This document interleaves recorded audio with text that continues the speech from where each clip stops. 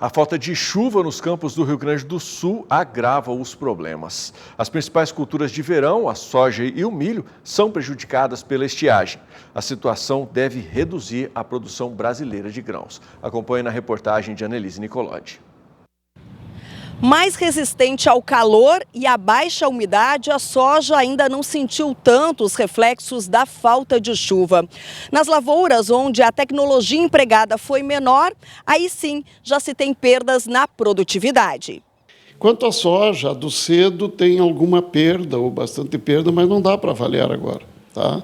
Qual é a influência do calor de 35, 36 graus na polinização, na pega da vagem? Derrubada da vagem, agora vai começar a cair folhas baixeiras. Os que foram plantados mais no tarde, fim de outubro, início de novembro, têm perdas, é seguro que tem perdas, mas pode ter uma boa colheita ainda. A perspectiva para o futuro é muito negativa, não tem uma previsão de que vá ser alimentado pelas correntes vindo da Amazônia.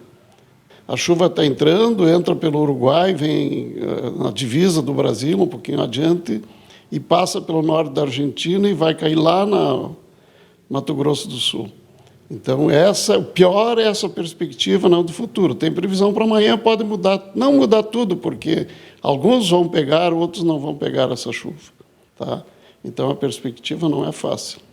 Neide, o que a gente poderia falar em relação à cultura da soja, né? A gente tem problema de pragas, lagartas, como que está a situação geral?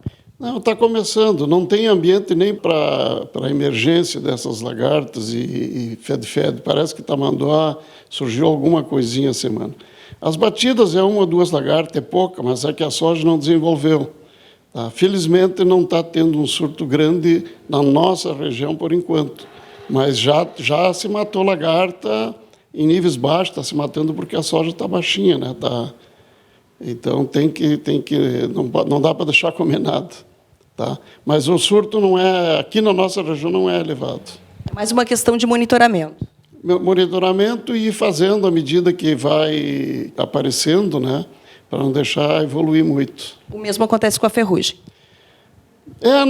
Na minha visão, nós não temos ambiente para ferrugem, mesmo em áreas de pivô. O que acontece com essa temperatura alta para ferrugem? Ela cai na folha, muitas vezes, e não sobrevive. Imagino que seja assim, mesmo em áreas de pivô. Mas está se fazendo as aplicações, né? Está se fazendo para não correr o risco de ter alguma coisa e, se voltar a chover, ser surpreendido com isso. Então, está se fazendo as primeiras aplicações, mesmo em condições extremas, né? O Rio Grande do Sul deve fechar a safra de soja deste ano com 5.980.000 hectares plantados. A Emater ainda não divulgou dados de perdas na produção de soja.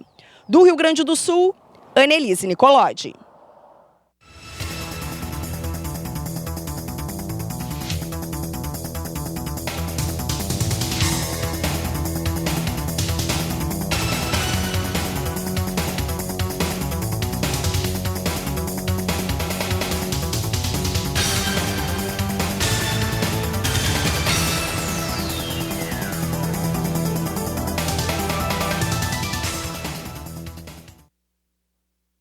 Os operadores do mercado financeiro atuam em certa calmaria no dia de hoje.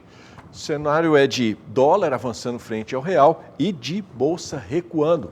Vamos até São Paulo, vamos bater um papo com o Walter Puga Júnior, que está acompanhando a gente aqui já, e vai nos trazer informações, né, sobre o movimento do mercado agora, neste momento.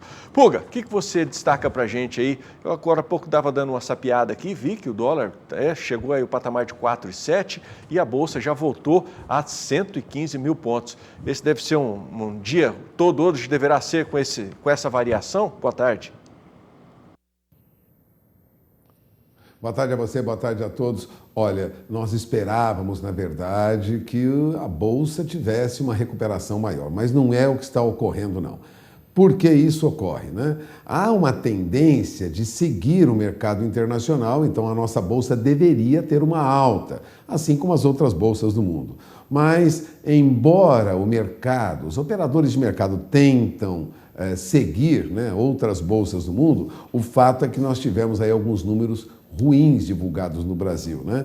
E a nossa bolsa acabou recuando. Chegou a operar abaixo de 116 mil pontos, chegou aos 115.815 pontos. Agora está aos 115.992 pontos, bem perto aí de 116 mil pontos. A nossa bolsa oscila com um movimento de baixa, porque não há, na verdade, uma expectativa muito boa com os números que foram divulgados agora há pouco. Nossa indústria cresceu muito pouco, ao contrário, a produção industrial em novembro de 2019 teve um impacto em todo o mercado, é uma notícia negativa, houve uma queda maior do que esperada na atividade da indústria brasileira. Então nós temos aí um movimento de baixa. Entre as ações que nós temos negociadas na Bolsa, que fazem parte do chamado índice Bovespa, coloquem para mim, por favor, as ações. Veja, nós temos ali, entre as ações que são as maiores altas, vamos destaque aí para Marfrig. Marfrig sobe agora para R$ 10,58, tem uma alta de 3%. Há outros papéis que sobem também, mas não ligados ao agronegócio. E entre as mais negociadas, como se esperava, Petrobras, que tem uma leve queda. Temos também Itaú, com um movimento de baixa. Ou seja, o mercado vai se acomodando, apesar das ações do agronegócio terem algum movimento de alta, na verdade, não recupera o índice Bovespa, que vem em queda. Bom, esse número, né, de crescimento menor do que esperado, né, para a produção industrial, ou seja, houve uma queda no crescimento industrial em novembro, dado divulgado agora, nesta manhã, traz também uma pressão sobre o dólar, ou seja, o real não se valoriza frente ao dólar. Ao contrário, recuo de 1,2% na produção industrial brasileira acabou prejudicando também o dólar, né? Depois de 3 meses avançando, o número de novembro não foi o que se esperava. O resultado foi muito abaixo do que os operadores de mercado esperavam, que projetava a queda menos acentuada. Esperávamos uma queda na atividade industrial em novembro de 0,70%. O que ocorreu foi que a queda foi de 1,2%. Segundo o economista sênior do BNP Paribas, ele declarou isso ao jornal Valor Econômico, né? O Gustavo Arruda, ele aponta que a dinâmica da atividade deve continuar a ser o tema-chave dos mercados por enquanto. Ou seja, se a atividade industrial cai mais do que o esperado, vamos ter problemas mais adiante. Haverá um crescimento? Haverá, mas um crescimento menor. Agora, enquanto isso, o que acontece com o dólar é que o dólar sobe frente ao real, agora quase 0,70% de alta. Enquanto a nossa bolsa recua, esse número acabou prejudicando o dólar. Dólar a R$ 4,07 mais 80, sobe agora 0,69, 0,70% aproximadamente. E por que o dólar está agora também em alta frente ao real, ou seja, uma desvalorização do real? Porque os números, a princípio, divulgados agora, não são muito bons. Aliás, o real começa o ano de 2020 atrás das moedas de países emergentes, porque há alguma incerteza sobre o fluxo de capitais para o Brasil e sobre o crescimento que o Brasil teria. Bom, a taxa de câmbio se depreciou em todas as 4 primeiras sessões do ano no Brasil, mas na quarta teve até uma alta de 0,30% depois do discurso do presidente dos Estados Unidos, reduzindo aí aquele risco de tensão lá com o Irã. Ainda assim, o real se valorizou menos do que as outras moedas de países emergentes. Enquanto o real se valorizou 0,70%, o rand sul-africano ganhava 0,90% no final da tarde de ontem, a lira turca subia mais de 1% e o peso mexicano somava uma alta de mais de 0,5%. Tudo isso porque há alguma preocupação em relação ao fluxo de recursos para o Brasil. Veja, o fluxo cambial no Brasil teve uma saída recorde de quase 45 bilhões de dólares em 2019. Os dados são do Banco Central. Portanto, muito dinheiro saiu do Brasil. O Brasil fechou 2019 com uma saída líquida recorde de dólares, uma debandada de 44 bilhões e 768 milhões de dólares ao longo do ano. São os dados do BC divulgados ontem, quarta-feira. Para se ter uma ideia, essa retirada de dólares do país, ela é quase 3 vezes maior do que a pior retirada que aconteceu em 1999, quando houve aí um fluxo negativo de mais de 16 bilhões de dólares. Ou seja, muitos recursos saíram do Brasil. Apenas em dezembro, para se ter uma ideia, o fluxo de câmbio mostrou um déficit de mais de 17 bilhões e 600 milhões de dólares, o pior pior resultado para qualquer mês desde setembro de 1998. Para meses de dezembro, para ser uma ideia, a saída foi a maior registrada desde 1982. Ou seja, é a pior saída de recursos, né? Um volume muito grande de recursos deixou o Brasil em 1999. A expectativa agora aqui em 2020, nós tenhamos um retorno de parte desse capital que saiu, em parte retirada de investimentos estrangeiros, né, de investidores estrangeiros, em parte também pagamento de dívidas, né, no exterior, adiantamento de pagamento de dívidas, remessa de lucros. Resumindo, muitos recursos deixaram o país. Então temos aí um fluxo cambial negativo de quase 45 bilhões de dólares e isso também pesa negativamente contra o real. Por isso, nós temos uma retomada, mesmo que tímida, agora a R$ 4,08, a máxima do dia, acima de 4,08, nós temos dólar comercial agora em alta de 0,80% neste momento, quase 0,81% de alta. O dólar se valoriza frente ao real porque a produção industrial e mais a saída de recursos do país tem sido bem acentuada. Por isso, de olho na informação, o dólar tende a se aproximar de R$ 4,00, mas não será tão fácil como a princípio se imaginava. Adriano? Ok, Puga, obrigado pela sua participação, uma ótima tarde para você. Bom, e você que está acompanhando a gente aqui pelo canal do Boi, pode também nos acompanhar pelas nossas plataformas digitais. Estamos ao vivo também pelo Facebook e pelo portal sba1.com. E por falar nisso, vamos dar um pulinho até o portal sba1.com, até a redação do canal do Boi, para conversar com o Douglas, que já está posicionado aqui, para trazer para a gente o que é destaque no nosso portal eletrônico hoje. Boa tarde, Douglas. Olá, boa tarde, Adriano, e a todos que acompanham o Agricultura BR de hoje. O destaque de hoje do portal sba1.com é que as exportações de carne bovina in natura registraram recorde em 2019. O principal destino foi a China. Segundo dados da Secretaria de Comércio Exterior, a SECEX, foram embarcados mais de 1 milhão de toneladas e 800 mil no ano passado. O resultado esteve relacionado principalmente pela forte demanda chinesa por proteína animal. A China e Hong Kong exportaram quase metade de todo o volume enviado pelo Brasil, 45,31% ao mercado internacional. Mais detalhes, acesse sba1.com. Adriano? Valeu, Douglas. Obrigado pela sua participação. Vamos aproveitar o assunto e vamos falar sobre os agroindicadores do bovino.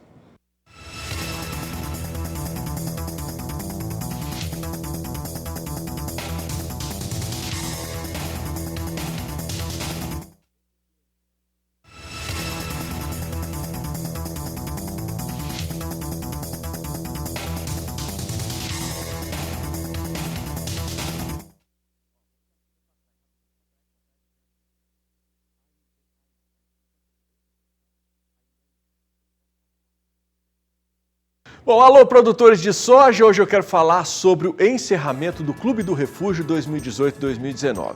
Nesta edição, os participantes ampliaram seus conhecimentos sobre o plantio de refúgio e as boas práticas agronômicas que ajudam a proteger o potencial produtivo da lavoura. E mais, eles ganharam prêmios incríveis. Na missão 3, o agricultor Adão, de Ibirubá, no Rio Grande do Sul, ganhou um trator e o vendedor Cláudio, de Palotina, no Paraná, ganhou um drone. Muito obrigado a todos vocês que participaram. Para conhecer todos os vencedores das outras missões, acesse clubedorefugio.com.br. Bom, nós vamos para um rápido intervalo comercial. Você já fez o seu cadastramento da área de soja aqui no Mato Grosso do Sul? Ainda não? Tem alguma dúvida a respeito desse assunto? Pois fique ligado sobre este cadastramento, que teve o seu prazo ampliado para o final do mês de janeiro. Eu vou bater um papo com um convidado muito especial aqui no estúdio do Agricultura BR. Eu volto já.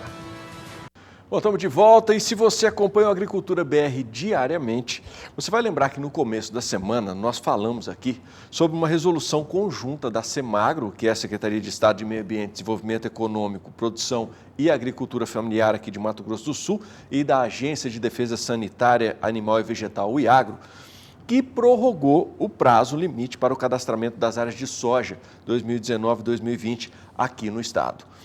Antes da resolução, a data final seria amanhã, dia 9, mas agora os produtores têm até o final do mês de janeiro. E é justamente sobre este assunto que eu converso agora com o Daniel Ingold, ele que é diretor-presidente do Iagro MS. Daniel, seja bem-vindo, uma ótima tarde para você. Obrigado por ter aceito o convite da gente. Eu que estou à disposição, é um prazer estar aqui, sempre falando ao nosso produtor aqui do Mato Grosso do Sul, com o maior prazer e sempre à disposição também. Então, comece explicando para o produtor, Daniel, o que aconteceu que levou a esse prorrogamento de prazo. O que aconteceu foi o seguinte, nós tivemos momentos atípicos esse ano, com essas estiagens, com essas condições climáticas que nos levaram a um certo atraso do plantio. Inclusive, até ele se delongou agora no mês de dezembro, teve influência, a gente tem acompanhado, vamos dizer, as precipitações estão certamente baixas. Então, o agricultor, nós entendemos que ele está, vamos dizer, no momento onde ele precisa estar atento ao seu cultivo e tudo. Pode acontecer de ter, como houve um atraso no plantio, também, em relação às estatísticas anteriores, houve também um atraso em relação ao cadastramento, que é uma coisa importantíssima. Baseado nisso, justamente para mostrar, na realidade, a intenção é que a Iagro está para agregar ao produtor rural. Esse cadastro é importantíssimo, porque é ele que nos norteia na área de defesa vegetal. Baseado nisso, foi prorrogado para o dia 31 agora, e o vencimento, só corrigindo, é dia 10, seria amanhã, né? Seria dia amanhã, 10, né? O vencimento e o prazo. Aí se optou por, juntamente com a Semagro, de poder prorrogar isso até o dia 31. Daniel, esse cadastro é obrigatório. Como que deve ser feito? Esse cadastro é feito através do site, é uma coisa muito simples, lá da Iagro. Entra no site e cadastra as produções com a localização e tudo.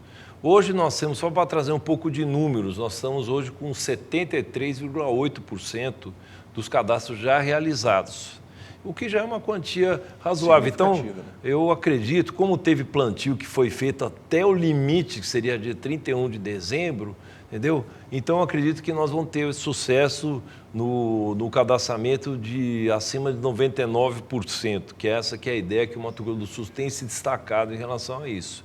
Então, é importante saber isso, é importante saber que o produtor realmente vai ser notificado. Porque hoje em dia a Iagro tenta trabalhar a nível mais de inteligência, usando os recursos de tecnologia hoje disponíveis. Nós trabalhamos numa parte de análise de imagem de satélite, análise de imagem de...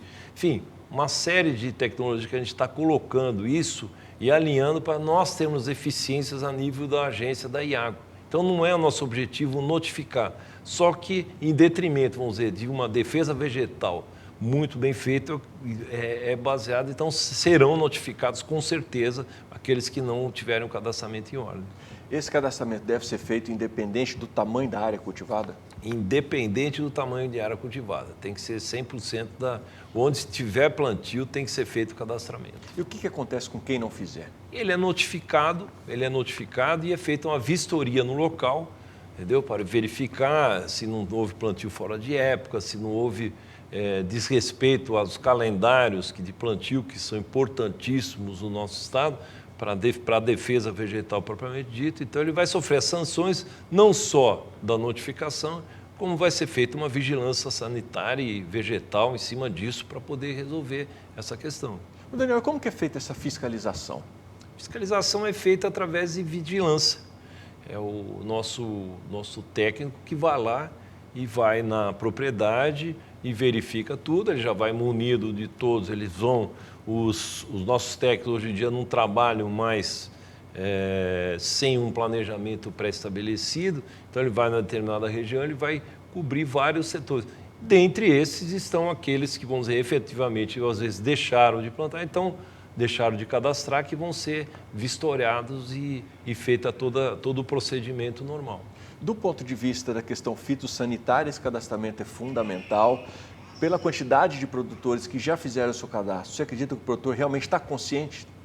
Está consciente. O nosso produtor, hoje em dia, o produtor ele trabalha numa condição profissional muito assim, aprimorada já. Ele tem noção disso e ele tem total convicção que do papel, inclusive, da Iagro em relação à defesa vegetal. Nós estamos aqui para agregar, nós fazemos parte de de um elo de produção. Nós trabalhamos com produção, com segurança alimentar, com uma série de coisas que são conceitos assim que nós tentamos levar a fundo. Então, o produtor rural no Mato Grosso do Sul é muito consciente disso. Então, daí o motivo dessa prorrogação, porque de repente, por um lapso, por um atraso eventual num plantio, pode levar ele eventualmente a deixar de realizar isso aí, que vai ser uma coisa ruim para ele e para todos nós, que nos gera, vamos dizer, um tipo de trabalho às vezes desnecessário e uma notificação, às vezes valores que são totalmente desnecessários no sentido de que ele poderia ter feito isso de forma natural. Daniel, ontem foram divulgados os números, né, de expectativa dessa próxima safra 2019-2020 e que aponta aqui no Mato Grosso do Sul uma produção de 19 milhões e meio de toneladas, um crescimento de 6,8% em relação ao ano passado. Apesar desse atraso na etapa de plantio, em decorrência dessa estiagem que você já comentou aqui, Mato Grosso do Sul conseguiu recuperar a tempo de ter essa produção recorde? Eu creio que sim, porque na realidade nós tivemos essa condição climática que levou a um atraso de plantio. Em outro ciclo da lavoura, provavelmente teria prejudicado gravemente a produção, mas houve um replantio, houve uma série de coisas, então foi no momento inicial. Eu acredito que sim, mas agora, tecnicamente falando, eu acho que é muito cedo ainda para nós fazermos essa previsão. Semana passada nós tivemos uma estiagem já e os levantamentos, inclusive da Semacro, mostravam certos municípios com baixo índice pluviométrico, o que também é um farol cedo. Agora já mudou totalmente, então as coisas são muito dinâmicas. Eu acredito que como foi numa fase inicial, eu acredito que foi corrigido, que acho que nós vamos ter bons resultados, que agora, aparentemente, o ciclo de chuvas está normalizado. Não, assim, mesmo por mais que seja subjetivo uma resposta sua, não é possível, talvez, acontecer o que aconteceu no começo do ano passado, que prejudicou essa safra que a gente teve em 2018, 2019? Não sei também. Isso realmente, se eu tivesse essa bola de cristal, seria bom. Mas as expectativas são as melhores. As expectativas são as melhores, nós temos um produtor preparado, uma condição, vamos dizer, técnica, assim, bem aprimorada, nós temos fundações MS, Chapadão, pessoas que trabalham, que se dedicam a isso, o próprio produtor está lá sintonizado, assistindo agora o nosso programa, entendeu? E tentando se colocar, vamos dizer, numa forma. Então, realmente, eu acho que espero que nós tenhamos excelentes resultados para todos nós, tanto os produtores como para nós, quanto Estado mesmo, né? Legal. Bom, Daniel, para a gente encerrar, eu gostaria que você aproveitasse o espaço aqui e desse um recado aí para o produtor que ainda não fez o seu cadastramento, para que não perca esse prazo que já está estendido e é o final, né? Até 31 de janeiro, depois não se estende mais. Tá, é um prazer estar aqui e poder falar para você, produtor rural. Faça o cadastramento, é uma coisa simples, entra no site, faz da melhor forma. Nós estamos à disposição, nós temos escritórios locais em cada município, nós temos as regionais, nós temos 11 regionais esparramadas pelo Estado, então, e o 0800 para poder tirar alguma dúvida, mas faça isso. O objetivo da Iagro não é notificar, o objetivo é estar do lado de você que é produtor rural, de você que produz e gera riqueza para nós. Nós somos um elo e somos uma cadeia. Então é importante entender a importância que tem esse cadastramento no setor do planejamento da defesa vegetal. Muito obrigado. Bom, eu que agradeço, Daniel, a sua participação aqui. O espaço está sempre aberto, seja sempre muito bem-vindo. Ok, e nós estamos sempre abertos também a fornecer qualquer tipo de informação. Legal. Muito obrigado. Bom, esse foi Daniel Ingô, diretor-presidente do Iagro MS, que está sempre participando com a gente aqui. E se você tiver qualquer outra dúvida, gostaria que a gente passasse aqui para o Daniel, aproveita, manda seu WhatsApp aí para o nosso telefone, que vai ser colocado na tela agora, tá aí, ó, 992647810. E por falar em estiagem, eu vou para o intervalo comercial, lembrando a você que logo depois, na volta, esse será o nosso assunto por aqui, porque 14 municípios do Rio Grande do Sul já decretaram emergência por causa da estiagem. Te trago todos os detalhes depois do intervalo. Volto já. A Agricultura BR está de volta e a produção brasileira de grãos será recorde também em 2020, como indicam as estimativas tanto da Conab, bem como do IBGE. Mas é o milho que será destaque nesta safra, é o que demanda forte, né? É que a demanda forte, tanto no Brasil quanto no exterior, tende a fazer os preços subirem. Walter Puga Júnior conversou com o analista de mercados da consultoria FC Stone Para ela, ainda é prematuro comentar sobre preços, mas a boa remuneração ao produtor deve estimular o aumento da área plantada com milho aqui no país, já mesmo fora da janela ideal. Vamos saber um pouco mais desse assunto, acompanhando essa entrevista que o Pulga gravou lá em São Paulo com a Janaína Lodge. Acompanhe aí.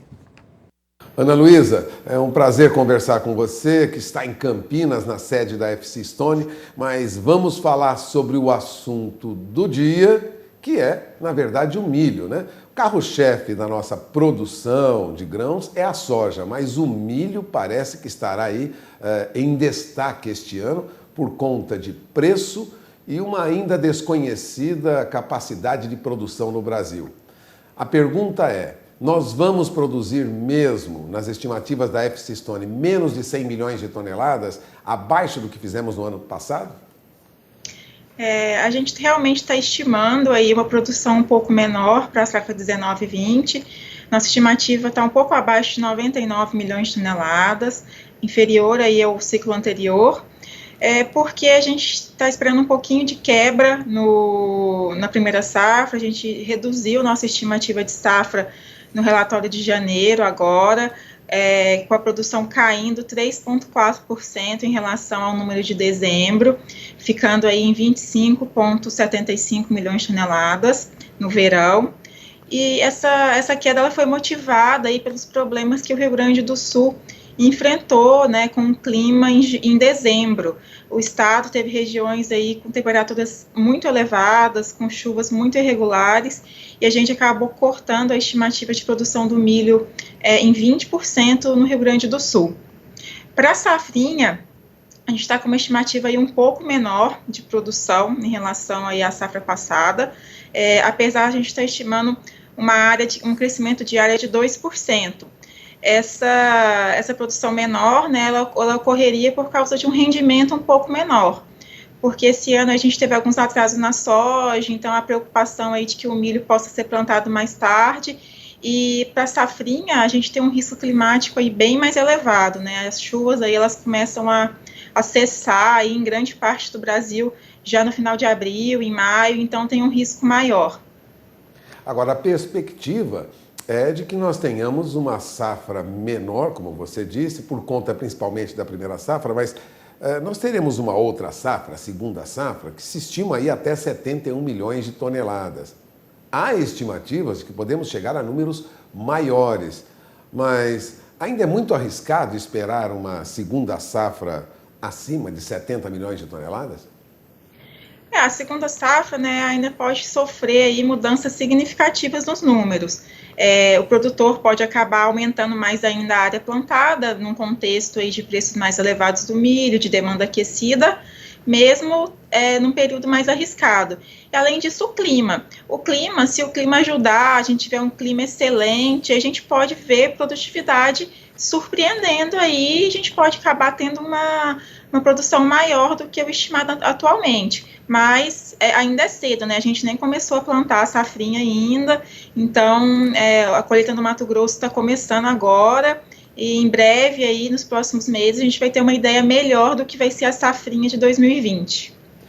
Quanto aos preços, as perspectivas já são muito boas, né? Milho na região de Campinas, onde você está, já é negociado aí, segundo o CPEA, por exemplo, na faixa de R$ 48,00 a saca. E já temos 70% da produção, segundo a Abramilho, Associação dos Produtores de Milho, 70% da produção já comercializada.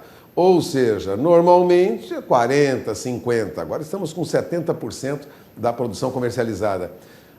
Você espera milho acima de R$ 48,00 a saca diante dessa demanda forte por milho nesse próximo ano? Em relação, os preços realmente estão muito sustentados, mas assim, vários fatores podem afetar aí o preço do milho, né? É claro que a demanda está forte, tem a preocupação com perdas aí na primeira safra de milho, mas a gente tem que ver como é que vai ser a exportação. Usualmente a gente não exporta milho aí em grandes volumes no primeiro semestre do ano, mas a gente tem que ver como é que vai ficar aí nos próximos meses. Em 2019 a gente já começou a embarcar milho mais cedo do que o usual, tem que ver se vai se repetir isso esse ano de novo. E também a safrinha, né? Por mais que a grande preocupação de restrição de oferta acaba ficando no primeiro semestre do ano por causa da primeira safra estar bem menor do que a safrinha atualmente, quando a gente tiver uma ideia melhor do que vai ser a safrinha, lá para abril, maio, isso daí acaba impactando o preço também, mesmo antes da colheita aí, que acaba ficando concentrada no segundo semestre do ano. Então, assim, fazer uma previsão para o preço, falar que vai superar esse nível ou não é bem complicado, mas a situação aí deve continuar sendo de preços fortalecidos, porque a demanda em 2019 foi muito forte, não só exportação, demanda interna, a gente teve aí um mercado de carnes bem aquecido, o etanol de milho aí que tem ganhado cada vez mais espaço, principalmente no Mato Grosso, tudo isso aí contribuiu para os preços do milho ficarem mais elevados. Bom, e no último relatório, a FC Estônia, um relatório que você elaborou, fez uma correção na quantidade de milho que deveríamos importar para suprir o mercado externo. Vamos ter que comprar mais milho lá fora? Segundo seus levantamentos, é isso que vai ocorrer, não? A gente realmente elevou aí a estimativa de importação de milho para 1,5 milhão de toneladas no ciclo 19-20. Assim, o Brasil, ele acaba importando alguma quantidade de milho aí todos os anos, varia de quantidades pequenas a quantidades um pouco maiores, dependendo da oferta interna, e muitas vezes o que acontece são regiões ali do sul do Brasil, que são grandes consumidores de milho para carne, para produção de ração para suínos e aves, principalmente, acaba comprando milho de países da fronteira, né, como o Paraguai. Então, esse ano, se a gente tiver, aí tudo indica que a gente vai ter uma oferta um pouco mais restrita, com estoques de passagem mais baixos que anos anteriores, e também com algumas perdas na primeira safra, a gente pode ver aí volumes um pouco maiores de importação, sim. Bom, tudo isso por conta de custo de frete, de trazer milho do Mato Grosso, onde a demanda também está forte, mas vai faltar milho ou temos estoques tranquilos? Se a gente olhar o balanço aí de oferta e demanda, a gente tem estoque, né? Só que o que acontece é a distribuição do milho mesmo. As regiões aí que consomem muito milho, do sul, do sudeste, muitas vezes acabam encontrando dificuldade na compra de milho, né? Não encontra milho para comprar nas proximidades e acaba tendo que originar esse milho em regiões mais distantes. Mas, de acordo com os dados, no Brasil não deve faltar milho. A gente ainda teria estoques aí elevados de passagem, só que essa distribuição do milho ela não é homogênea. Bom, resumindo, embora, vou repetir, a soja seja o grão de carro-chefe da nossa produção de grãos, que se estima poderá passar de 248 milhões de toneladas, o milho será o destaque este ano. É isso, Ana Luísa? O milho realmente deve continuar como destaque. Vamos ver como é que vão ficar as exportações aí, porque tem outros países aí concorrendo também no mercado exportador, não só Estados Unidos, mas Argentina, Ucrânia também exportam bastante milho. E o mercado interno, né? O etanol de milho aí veio para ficar, a gente tem visto aí novas usinas sendo construídas. Então, além do reforço aí pela produção de carnes, a produção do biocombustível também vai ser um destaque aí, como foi no ano passado. Preços melhores lá na frente ou, pelo menos, como você disse, preços firmes? Os preços devem continuar firmes até a gente, pelo menos, ter uma ideia melhor do que vai ser a safrinha, porque como a safrinha acaba sendo quase 3 vezes maior aí do que a primeira safra, ela tem aí um impacto grande na oferta total, né? Então, a gente tem que realmente ver qual vai ser o papel da safrinha aí nesse ano de 2020. Uma última pergunta. Se você tivesse que plantar fora da janela ideal, diante da demanda e de preços bons, você arriscaria, Ana Luísa? Olha, é uma pergunta difícil, mas eu acho que pelo menos alguma parte de área, assim, né, valeria a pena, dependendo das condições. Claro que cada região varia, porque tem região que realmente a chuva para muito mais cedo do que em outras e tudo, mas é uma possibilidade e que se o clima ajudar pode dar certo. Bom, muito obrigado pela sua entrevista. Agradeço a sua participação, Ana Luísa. Eu que agradeço, muito obrigada. Uma boa semana. Uma boa semana para você também. E eu volto o sinal para Campo Grande.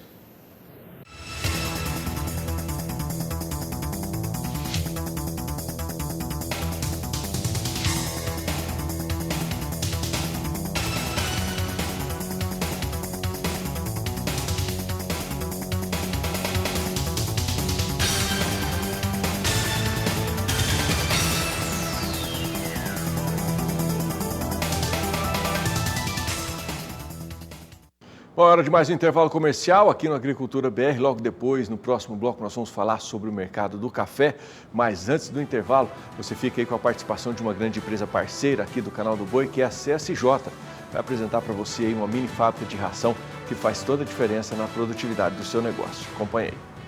Estamos de volta e o presidente Jair Bolsonaro faz agora, nesse mês de janeiro, uma visita oficial à Índia. E se tudo correr bem, como previsto, o presidente deve voltar ao Brasil com pelo menos 10 acordos bilaterais. Nós vamos voltar agora até Brasília, vamos conversar mais até São Paulo, aliás, vamos conversar com o Puga novamente, porque, Puga, nós temos queixas da Organização Mundial da Saúde, do comércio, aliás, contra a Índia por causa do subsídio ao açúcar. Isso vai estar na pauta de negociações lá na Índia, nessa viagem do presidente?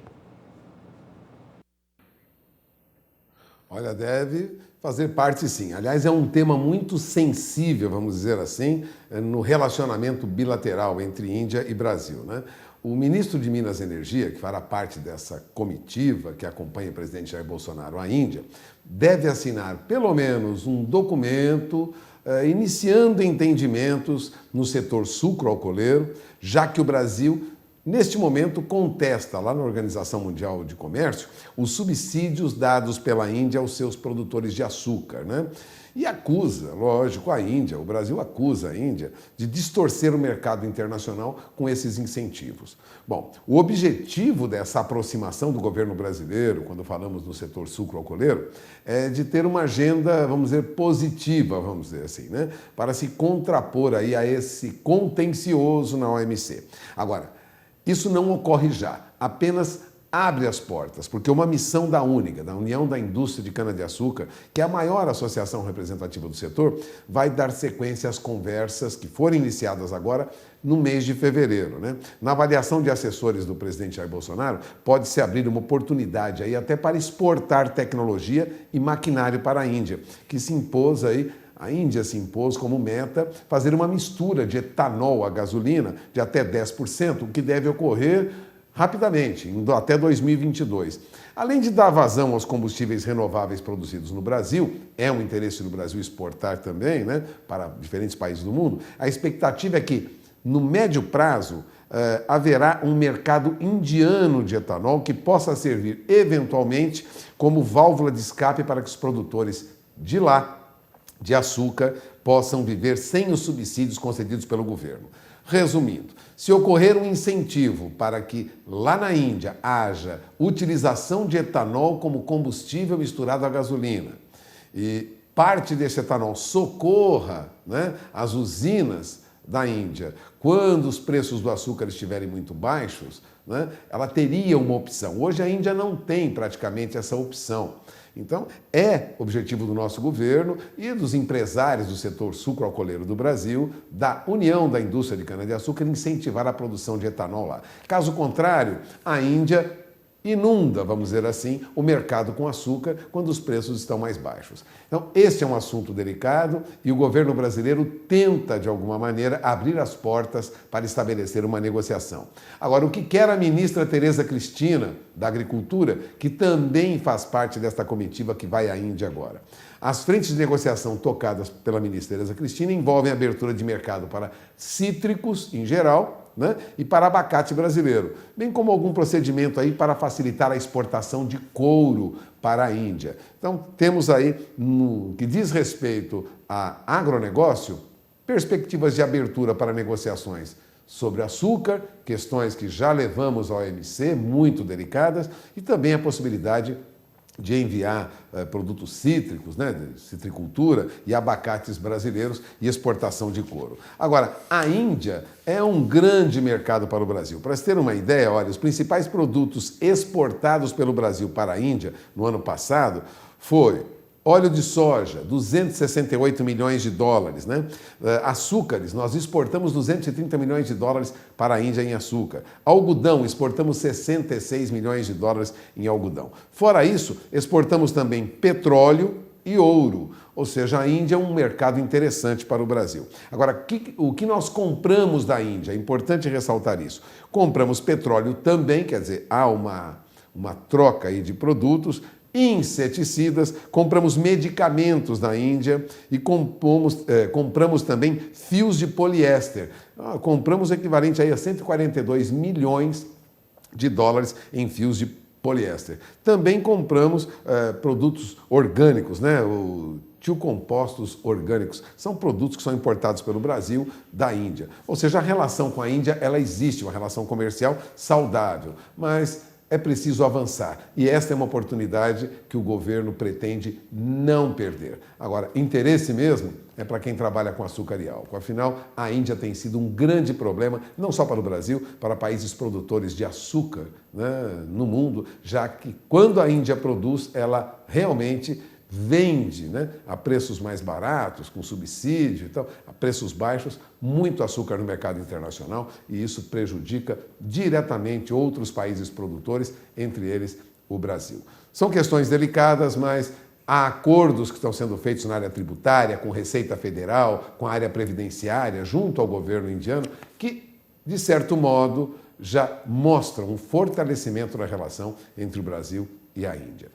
É esperar o andamento das negociações. Em fevereiro, o setor sucroalcooleiro começa a negociar com os indianos uma perspectiva melhor para a produção de açúcar e de etanol lá na Índia. Adriano? Valeu, Puga. Obrigado pela sua participação. Bom, o assunto aqui no Agricultura Agora é café.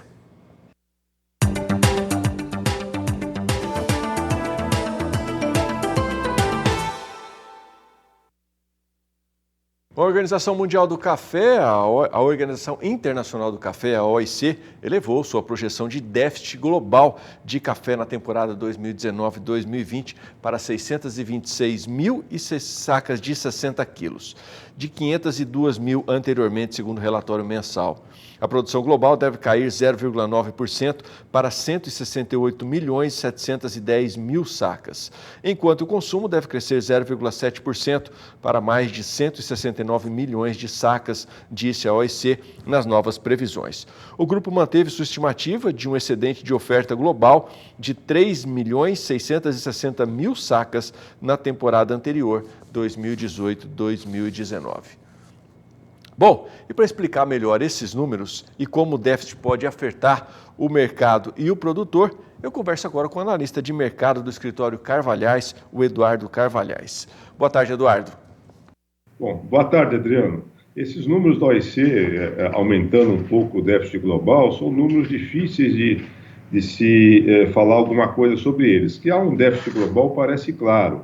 Agora, o tamanho desse déficit é muito difícil de saber. Se você imagina aqui no Brasil as dificuldades que nós temos para estimar uma safra, imagine na África, na América Central e mesmo aqui na América Latina, Colômbia, Peru, como é que é para estimar uma safra. Porque agora aparece realmente, por todos os números que chegam de todos os lados, que nós estamos com um consumo acima da produção total do mundo no momento. E isso fica claro por uma série de razões. Por exemplo, o Brasil exportou muito ano passado. O Secafé não divulgou o número final das exportações de dezembro, deve fazer no final dessa semana, no início da próxima semana, mas certamente nós já chegamos aos 40 milhões de sacas, vai ficar um pouco acima disso. Quanto acima disso, nós só vamos ter certeza na hora que forem divulgados oficialmente pelo Secafé. Por outro lado também, o Brasil exportar 40 milhões, para você ter uma ideia, o último recorde brasileiro, que foi em 2015, foi de 37 milhões de sacas. Portanto, nós batemos o recorde nosso de exportação em um ano e é o recorde histórico. Ou seja, desde a primeira vez que o Brasil exportou uma saca de café lá em 1747. Nós já batemos o nosso recorde no final de novembro e agora são mais 3 milhões de sacas, nós vamos chegar a 40, 41 milhões de sacas. Portanto, isso mostra a força do Brasil no momento, e mesmo com o Brasil exportando esses volumes de café, os estoques lá fora não têm subido de modo significativo. Isso significa duas coisas. Primeiro, que o consumo vai muito bem no mundo todo. E segundo, que nós estamos deslocando concorrentes brasileiros. Portanto, o Brasil, aos pouquinhos, vai aumentando a sua fatia no consumo mundial de café. Ela deve estar aí, no momento, em torno de 37%, se você somar o que o Brasil exporta, o que o Brasil consome aqui dentro. E nós achamos que é possível o Brasil chegar até 40 milhões de sacas em mais alguns anos. 40% do consumo mundial em alguns anos. Portanto, esses números da OEC, provavelmente o déficit é maior do que estão falando. Por exemplo, aqui dentro, as lideranças da cafeicultura estão, inclusive, revoltadas com esse número da OEC. Primeiro que, pelo tamanho dele, também se de aumentar 50 mil sacas numa produção global ou num consumo global, isso é muito de fantasia, né? Como é que se a gente tem dificuldades, 3, 4 milhões para cima ou para baixo para estimar a safra brasileira, como é que a gente vai estimar a safra mundial e o consumo mundial com essa precisão? O nosso sentimento aqui no escritório Carvalhais é que o déficit é maior do que esse. Quanto maior, nós não conseguimos saber. Né? Por outro lado, o mercado vem caindo, aí, no mercado, não o mercado físico, mas o mercado da Bolsa de Nova York vem caindo desde meados de dezembro, principalmente a partir do Natal, baseado principalmente em realização de lucro de fundos de investimento e de especuladores. Está chovendo bem no Brasil, as chuvas em dezembro e agora em janeiro são boas, o que significa apenas que nós vamos ter uma safra de ciclo alto em 2020, mas não vai ser uma safra recorde, pelo que a gente escuta dos agrônomos que falam conosco aqui no escritório Carvalhais. E é bom que esteja chovendo. Essa chuva não significa um excesso de produção, mas que nós vamos ter uma safra. Agora, se o mundo está precisando de 40 milhões de sacas do Brasil e o nosso consumo já está aí em 21 milhões mais ou menos, são 61 milhões apenas para se satisfazer a necessidade brasileira em um ano. Né? Se você tem um ano de ciclo alto e outro de ciclo baixo, a nossa produção média está abaixo da necessidade brasileira.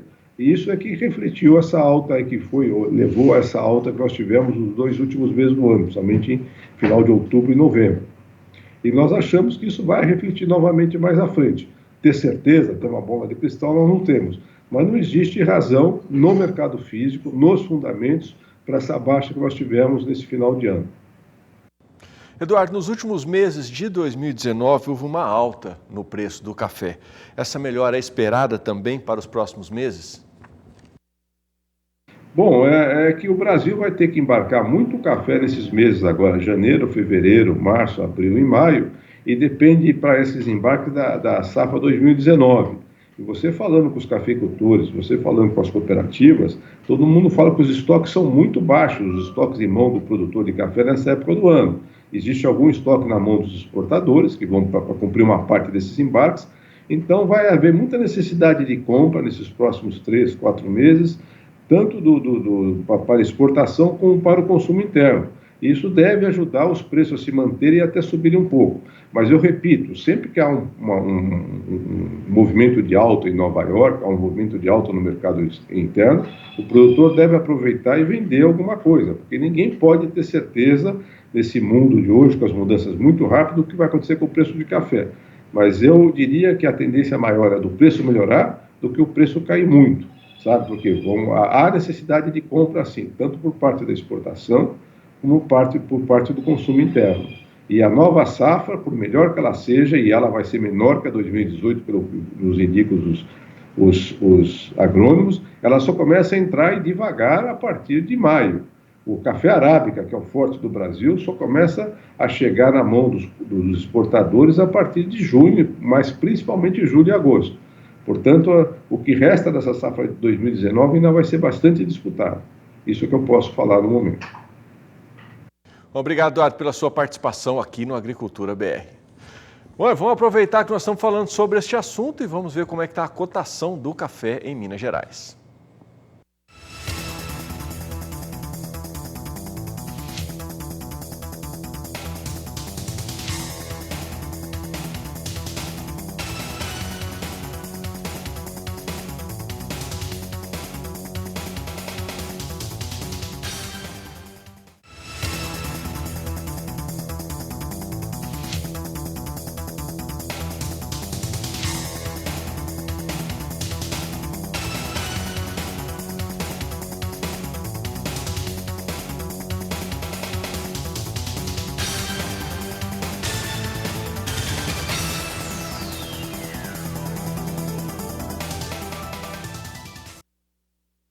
Hora de mais um intervalo chegando por aqui. No próximo bloco nós vamos falar sobre algodão e você vai ver que a área plantada da pluma cresceu no Mato Grosso. São agora pouco mais de me tiraram o relógio ali, me quebraram as pernas, mas você pode participar com a gente pelo 99264-7810, 13 horas e 12 minutos. Eu volto já.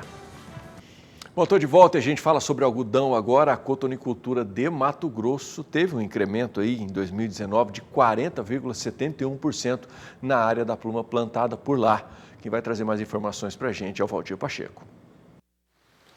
Foi publicado recentemente no boletim do Instituto Mato Grossense de Economia Agropecuária, IMEA, que a cotonicultura em Mato Grosso teve em 2019 um marco em sua história, sobretudo quando analisada a área recorde plantada de 1.110.000 hectares, o que representou um aumento de 40,71%.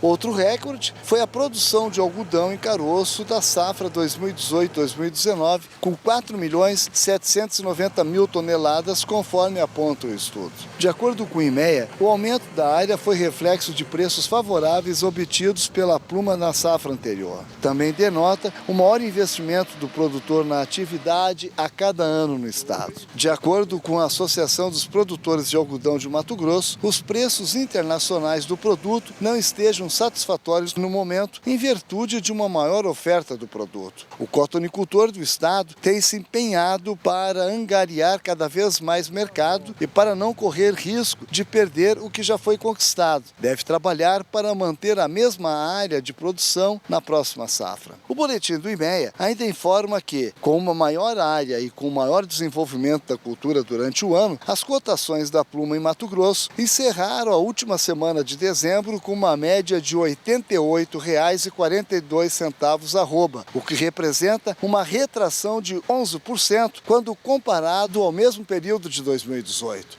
Um dos fatores deu-se principalmente pela maior disponibilidade da pluma no mercado. De Sinop, Mato Grosso, Valdir Pacheco.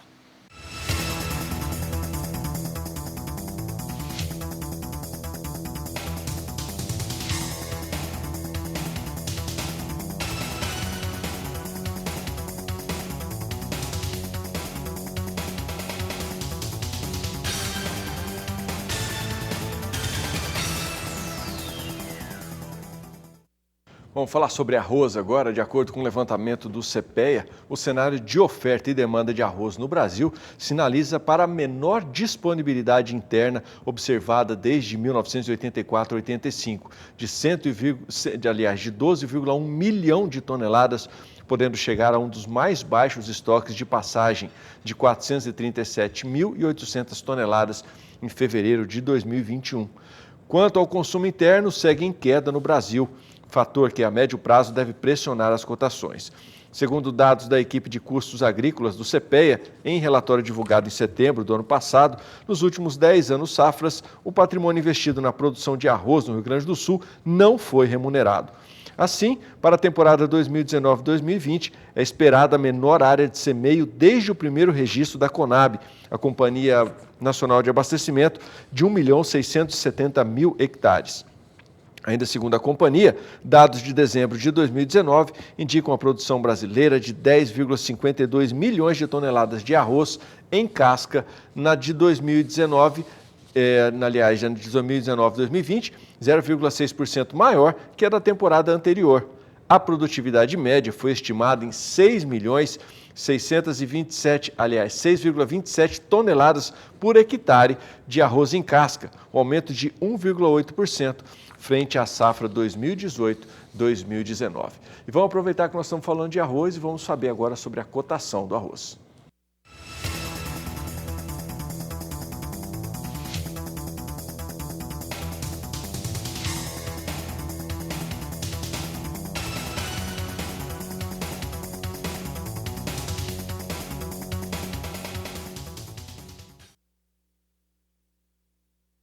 Bom, mais um intervalo chega por aqui. No próximo bloco eu trago para vocês informações finais desta edição. Se você não participou com a gente ainda, está aqui, 992647810. É o WhatsApp para você mandar sua mensagem. Eu volto já.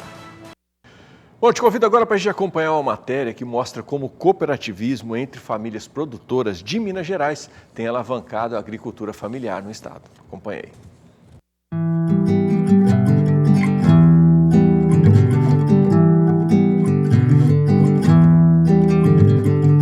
Meu nome é José Ricardo, eu sou agricultor familiar, sou presidente da Cooperage, da Cooperativa dos Agricultores Familiares de Jequitibá. Antes da cooperativa, eu mesmo vendia meus produtos, saía de casa em casa vendendo, era uma dificuldade danada. Agora a cooperativa uniu os agricultores todos e a gente fortaleceu mais, né? Cada produtor produz uma coisa diferente. Eu forneço alface, mandioca, tem outro lá que fornece tomate, quiabo, facilita para comprar, facilita para vender, a gente junta a mercadoria e vende em maior quantidade, transforma a vida do agricultor. Se a pessoa quiser entrar na cooperativa, tem que ter documentação legal, tem que começar a ir nas reuniões, ver como que funciona. Para se formar essa cooperativa, é todo um processo e eles foram capacitados sobre cooperativismo. O que é o cooperativismo? Qual que é a importância dele na vida deles? Qual que é essa diferença? Uma análise muito mais aprofundada sobre essas questões. A cooperativa ela é uma estratégia muito interessante porque por meio dessa cooperativa eles se agruparam e o poder de força de negociação torna-se muito maior. Houve no nosso município uma discussão, associação ou cooperativa? Tanto a cooperativa como a associação, elas não têm fins lucrativos, mas a associação não tem fins comerciais. A cooperativa tem finalidade comercial. Então, se o objetivo do grupo é acessar mercado, é vender, a saída legal é o cooperativismo. A cooperativa é um negócio de todos e não de um. Então ele é dono do seu próprio negócio. Até a década de 80, principalmente, você tinha um modelo de desenvolvimento no Brasil que privilegiava a agricultura patronal. Essas comunidades rurais, elas ficavam à margem. Passando pelo processo de redemocratização, essas populações começaram a se organizar e começaram a ter voz e vez. E aí começam a surgir políticas públicas que têm um foco diferente do que tinha antes. Um tipo de política pública que se volta um pouco mais para o social. Eu sempre mexi com lavoura, mas eu e minha família. Eu, quando era solteiro, mexia com meus irmãos e agora com minha esposa, que me ajuda e me auxilia. A gente trabalha aqui na roça, mexe com agricultura, plantações de verduras. Eu digo que a Emater é a mãe da cooperativa. Por quê? Hoje nós não temos prédio nosso, está alojado lá no prédio da Emater, com o apoio da Emater e a prefeitura. A cooperativa nasceu de uns 5 ou 6 produtores. Tem um mercado aí do governo federal que é o PNAE. Aí a gente começou vendendo como grupo informal na época. Só que como grupo informal não dá mais, nós estamos crescendo. Eu já estava com 20 associados já. Aí veio a discussão, associação ou cooperativa. Aí a gente decidiu pela cooperativa, que é uma coisa mais dentro da lei. O principal é força, que quando tem vários juntos, é mais forte. O segredo está nisso aí. Não tem dono na cooperativa, o dono é os associados. Não é qualquer pessoa que pode entrar nessa cooperativa. Essa cooperativa é de pequenos agricultores familiares. 100% de pequenos agricultores. E tem que ter os documentos apropriados para poder entrar, para poder encaixar. Cada cooperado ele tem um direito igual. Cada cota é um voto, então eles têm um direito igual, independentemente do valor comercializado. Tanto o pequeno, que tem uma produção menor, quanto aquele que tem uma produção maior, ele tem o mesmo direito na cooperativa. A cooperativa ela tem todo mês a reunião do Conselho Fiscal, do Conselho Administrativo, que aí reúne os conselheiros, aí quando precisa ter uma decisão maior faz uma assembleia, aí vem todos os cooperados e tudo em forma de votação. O importante do cooperativismo é isso, porque eles trabalham unidos e o resultado pode voltar para eles. O mercado institucional ele é uma grande oportunidade, só que os grandes centros têm demandas grandes. E para o agricultor familiar chegar de forma isolada, isso aí tem uma série de barreiras, né, na questão de logística, de investimento, de organização, que praticamente inviabilizam esse acesso individual. Então o cooperativismo é o que a gente vê como uma ferramenta aí adequada, né, tanto do ponto de vista legal quanto de algumas vantagens tributárias, para a agricultura familiar de forma organizada acessar esses mercados. A cooperativa ela negocia a produção, ela faz o contrato de venda e compra dos seus cooperados. E a partir do momento que esse volume de comercialização foi aumentando também as demandas, né? Por serviço, por ter uma secretária, Porque uma coisa é você ter que gerir ali um contrato, 2 contratos. Quando começa a passar para 10, 20 contratos, você já precisa de ter alguém exclusivo para isso. A cooperativa trabalha sim com venda de mercadorias para o PNAE. O nome dos produtores que vão ofertar os produtos vai no projeto de venda. Então a escola sabe que a cooperativa entrega os produtos daqueles produtores. A escola faz o cronograma. A gente, quando o cronograma é anual, que entrega para a gente já planta olhando o que tem naquele cronograma para entregar para as escolas. A primeira grande questão de uma cooperativa da agricultura familiar é conquistar o mercado, é entrar no mercado e abrir espaço no mercado. Isso não é muito simples de fazer. E aí entra a importância do PA e do PNAE. O que a gente tem feito é aproveitar desse mercado como um motor de arranque mesmo, para ele iniciar o negócio. Mas aí a cooperativa não pode se prender só nele. O PNAE, por exemplo, nas escolas tem férias. Tem uma parte do ano que simplesmente a escola não compra e os produtores precisam vender. Então ela inicia o negócio no PNAE, ela se fortalece ali o primeiro grupo, o primeiro passo, mas logo ela sente a necessidade de outros mercados. O ideal seria a cooperativa chegar num ponto em que ela pudesse absorver toda a produção do cooperado. A gente vende na cooperativa e o restante a gente vende no Ceasa, né? A cooperativa tem um limite. O limite que você vendeu e você tem que plantar mais quantidade. Então, o preço da cooperativa sendo melhor, mas não é o suficiente para você negociar. Aí o Ceasa pega qualquer quantidade que você tiver. A cooperativa, ela tem que ampliar seu mercado, aumentar suas vendas, porque ela aumenta as vendas, ela vai aumentar esse capital dela. E aí, com esse capital, ela vai poder fazer esse plano de viabilidade de estudos para aplicar, fazer investimentos. Sobra a reserva da cooperativa no final do ano, a gente tem a opção de investir ou não em bens para a cooperativa. Aí eles investiram na compra do software, na compra de um computador, que é para facilitar mais o trabalho administrativo. A cooperativa ela tem esse leque, né? Ela pode pegar qualquer mercado, de supermercado, sacolão, o mercado privado, né? Como as políticas públicas. A cooperativa ela está mudando o seu caminho. Até o ano passado era um caminho, né? Era o caminho somente do PNAE, da merenda escolar, e a partir da entrega que teve desse plantio de feijão comercial que foi feito, eles estão enxergando esse mercado privado. Essa é a marca da cooperativa, né, da Cooperage.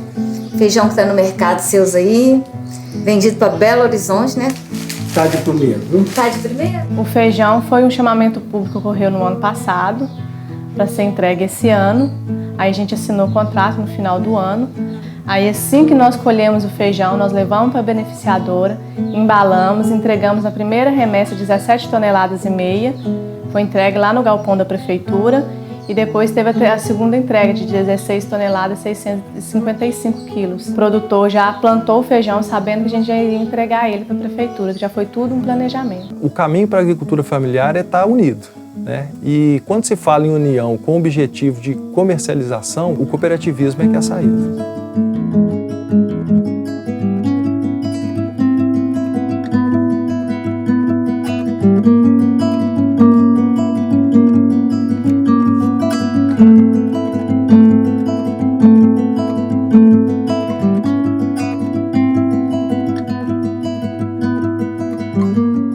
O Agricultura BR fica por aqui. Mais informações você tem acessando spa1.com. Um ótimo dia para você. Até amanhã. Tchau, tchau.